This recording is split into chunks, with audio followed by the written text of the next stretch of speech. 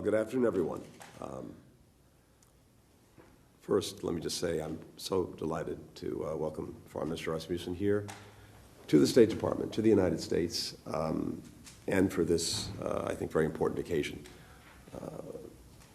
We've had the opportunity, Lars and I, to spend a fair bit of quality time at NATO and other places, but it's particularly good to have you here in Washington.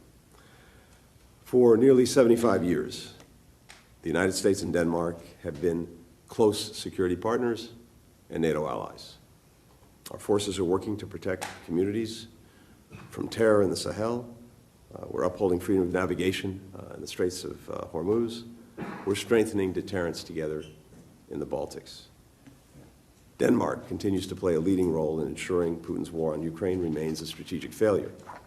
It was one of the first countries to commit to supplying F-16s to Ukraine and to train Ukrainian pilots to fly them.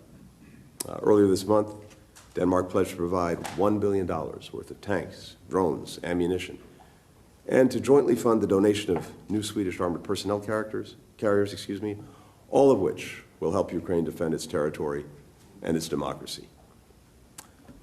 Our countries together are committed to enabling Ukraine to stand on its own strongly, militarily, economically, democratically.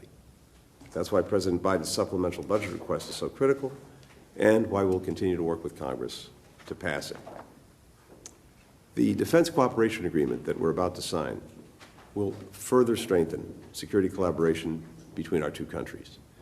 When it takes effect, our militaries will be able to coordinate more effectively, even more effectively than they already are. Our troops will train together more seamlessly and more often.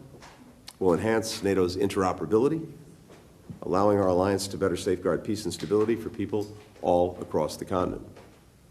Today's agreement builds on the work that we've done to deepen defense cooperation with allies across the Atlantic, from northern to southern Europe, from the Baltics to the Black Sea. In 2021, we signed a defense cooperation agreement with Norway. Earlier this month, we signed a similar accord with Sweden. Earlier this week, we signed one with Finland. Collectively, these agreements underscore the shared commitment by the United States and our European partners to bolster European transatlantic security. Denmark remains an essential partner in this effort. Lars and I will have a chance to sit down after we sign this agreement to go through the many issues and the many areas where the United States and Denmark together are dealing with the challenges of our time. We could not be more grateful to have such a strong, such a valued, such an important partner. It gives me a great source of confidence as we head into the future, knowing that our two countries not only remain strongly allied, but after today, even stronger. Lars, over to you. Thank you, Mr. Secretary. I am indeed honored and happy and glad that we could make this happen, and right before Christmas. I think that will complete my working year. I visit you here in January as one of my first international meetings, and this will probably, at least I hope so, would be the last international travel before Christmas Eve. I wish so. Yeah. So, Tony, you and I are from the same generation. We are almost the same age. We have seen history unfold at the same time in our lives. And perhaps that is why we both firmly believe in the transatlantic bond and a close alliance between Europe and the United States. Denmark and the United States are close friends and close allies, and now we are taking our security cooperation to the next level. The Defense Cooperation Agreement is an important agreement that will bolster our bilateral security and defense cooperation.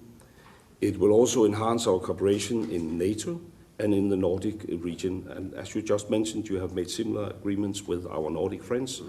And we are looking very much forward to welcoming our close Nordic neighbor and country, Sweden, to NATO sooner rather than later. And this defense agreement is a stepping stone towards a more secure Nordic region. It is a part of a puzzle we have made during the last couple of years, enhancing our defense budget, welcoming new members to the NATO alliance, and now these bilateral agreements. It will strengthen European and transatlantic security at a defining moment in history where we need it the most. Mr. Secretary, we are facing multiple crises. Russia is still waging a brutal war on the European continent, terror in Israel, a humanitarian catastrophe in Gaza, and we both know that peace and stability cannot be taken for granted. And in time like this, friends must stick together, and that is what we are doing with this agreement. So again, thank you, Tony. As I just wrote in your guest book, you can always count on us, and we will always count on you. And I look forward to our conversation, but first, let us sign this agreement. Thank you.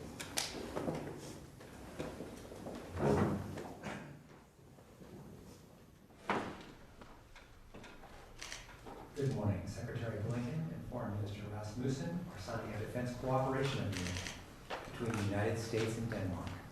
The agreement sets forth the framework for enhanced defense and security cooperation and partnership between our countries. As an original NATO member, Denmark is a long-standing essential ally and strategic partner. We look forward to deepening our already close cooperation.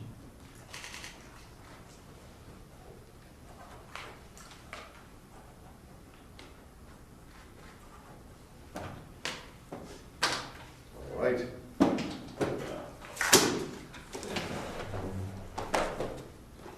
Hold this one up. Yes.